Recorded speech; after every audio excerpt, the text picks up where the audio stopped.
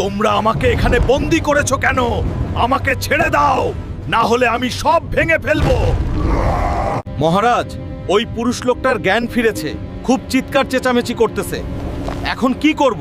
ওকে আমার কাছে নিয়ে এসো। তুমি আমার রাজ্যে অজ্ঞান অবস্থায় পড়েছিলে, আর তোমাকে আমি বাঁচিয়েছি, তাই তোমাকে সহজে যেতে দিব না। মহারাজ, আপনাকে অনেক ধন্যবাদ। আমি অনেক বিপদে আছি, আপনার সব শর্তে রাজি। তাও আমাকে ছেড়ে দিন। ডলফিন রানীকে বিয়ে করা আমার অনেক দিনের স্বপ্ন। তুমি যদি সেটা করতে পারো তাহলে তোমাকে যেতে দিব। ঠিক আছে মহারাজ, আমি আপনার শর্তে রাজি। আমি যাচ্ছি ডলফিন রানীর কাছে, শীঘ্রই সুখবর পাবেন।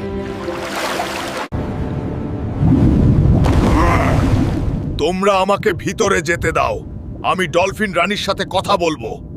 প্রহরীরা, তোমরা মানুষটাকে ভিতরে আসতে দাও, আমি কথা বলবো। মহারানী, আমি আপনার একটা বিয়ের সংবাদ নিয়ে এসেছি, দয়া করে আপনি মেনে নিন, না হলে আমি বিপদে পড়ে যাব। হে মানুষ, আমি তোমাকে চিনি না, জানি না। ঠিক আছে, তুমি বলো, কার বিয়ের সম্বন্ধ? আমি ওই কুমির রাজার সাথে আপনার বিয়ে দিতে চাই। দয়া করে আপনি এই বিয়েটা মেনে নিন।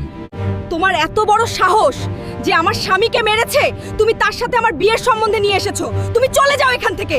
ঠিক আছে, আমি সব ভুলে কুমির রাজাকে বিয়ে করতে রাজি হব, তুমি যদি আমার একটা শর্ত রাজি হও। কি শর্ত বলুন? তুমি যদি আমার রাজ্যের শক্তিশালী ডলফিনটাকে কুস্কতি খেলে হারাতে পারো তাহলে আমি রাজি হব। ঠিক আছে, আমি আপনার শর্তে রাজি। আগামীকাল সকালে আমরা দুইজনে কুস্তি লড়ব। আপনি থাকবেন? কি মনে হয় বন্ধুরা, হাল্ক কি পারবে সেই শক্তিশালী ডলফিনের সাথে কুস্তি করে বিজয়ী হতে? পরবর্তী পার্ট দেখতে ভিডিওতে লাইক করে চ্যানেলটা সাবস্ক্রাইব আর পেজটা ফলো করে দাও এবং কমেন্টস করো পার্ট 9।